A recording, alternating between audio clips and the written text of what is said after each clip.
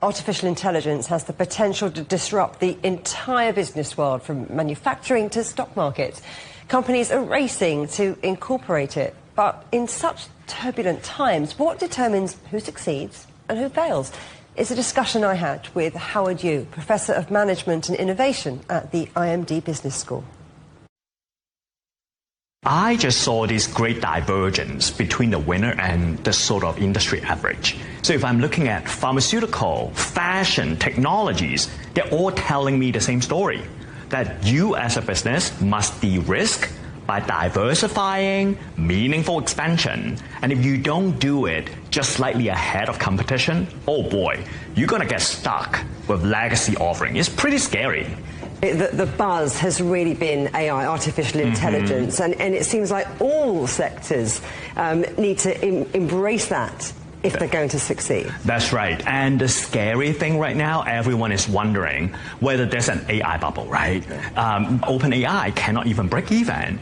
Now, I think there is huge opportunity, but requiring big tech giant to go beyond just building data warehouse, which is in large part how you see NVIDIA continue to top our list despite there are competition coming in. They're going after not just through their CUDA software overlay to control how programmers are doing their work every day, but they're going after new services, going after enterprise, the customer, so that they don't just do business with Google, but go bypass to enterprise, pharmaceutical company, banks, to help the end enterprise to extract more revenue, more business result out of AI. Otherwise, it's just not sustainable.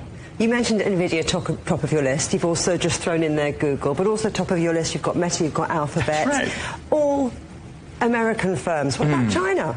Yeah, so China is curious, right? I think there are a couple of things going on because of the cutoff of getting access to majority and a lot of the Western technologies. We see some of the tech giants have fall back a little bit, but despite the headwind, we see really interesting companies keep surging and improving. Companies like Xiaomi, for example, that they are not just tying up with mobile phone and home appliances, and now they're launching a car with this beautiful software overlay to bring cars, home appliances, mobile phone all together end to end. And I think that is pretty much the playbook for future AI.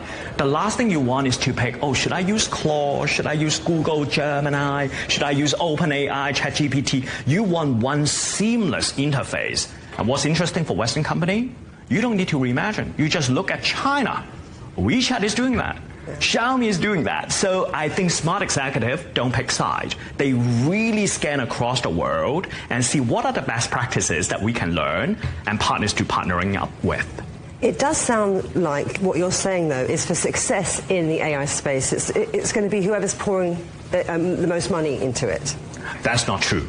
I think what is really interesting is money is important, but that is only the necessary condition. It's not sufficient. What is really important, and we are seeing the divergence now, is thoughtful expansion matters even more. So NVIDIA is not just throwing money into the pit, but they are branching out to new services for end user enterprises so that they could go beyond just some productivity gain, but enabling banks, big industrial-based company can increase their own revenue so that in turn, they will continue to invest in AI. So I think for executives, this is really important. It's not just pouring money in, but always start with customer work backwards. It's very simple. It's very basic principle. Sometimes, look, when everyone's chasing hype, we forgot the fundamental. And speaking of fundamentals, there are quite lots of legacy brands in the luxury fashion space, and that's something you zone in on quite a lot. It's the big names, again, though, that are ones who are winning for you. But I'm looking at the numbers.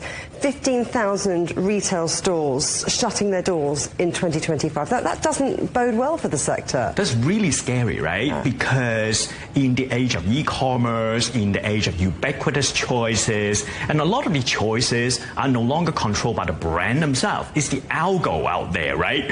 And so what we are seeing is, despite this headwind, you still have big winner. Hermes, LVMH on the high end, as compare and contrast of some of the more legacy but well-respected brand, they are struggling. And what is the playbook? I think it's thoughtful expansion. So if you think about LVMH, when leather goods kind of take a hit, then Moet and Chandon and Hennessy would become the buffer. When China was slowing down last year, then Europe actually have an increase of sales, a modest one, to buffer the loss. And if you think about Hermes, right, despite it's one brand, oh boy, it's not just leather, it's everything under the sun. So that goes to illustrate that thoughtful expansion is more important than ever. And then you have Syra. We thought they have no future, but look, the revenue growth, profit growth is stellar. And if I'm looking at the latest innovation they bring out, it's actually quite remarkable in the age of Shein and all this e-commerce company. Store still play a role if you're thoughtful enough.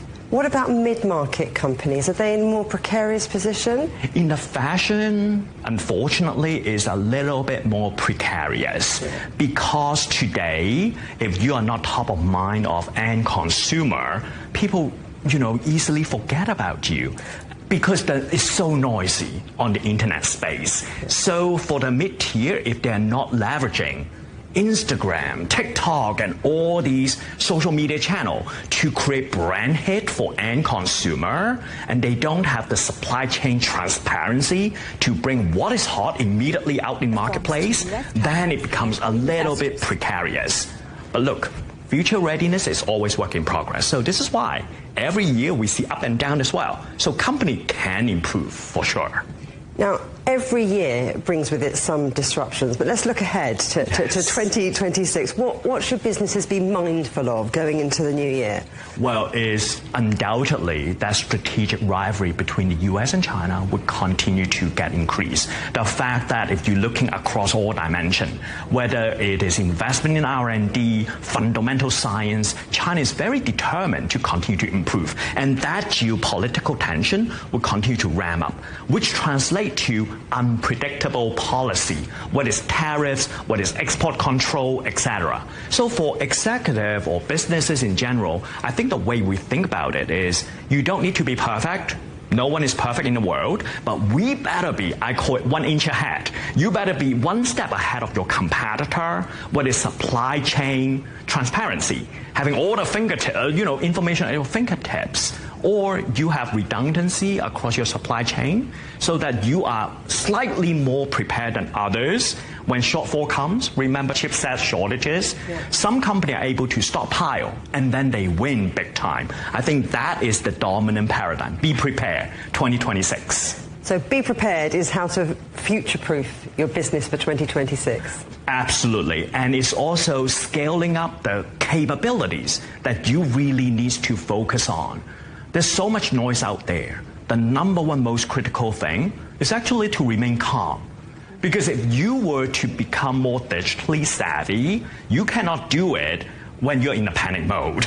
But when you're having a calm mind, then we know how to allocate resources, keeping your eye on a ball, and so that you could perform on one end, continue to transform your enterprise at the same time.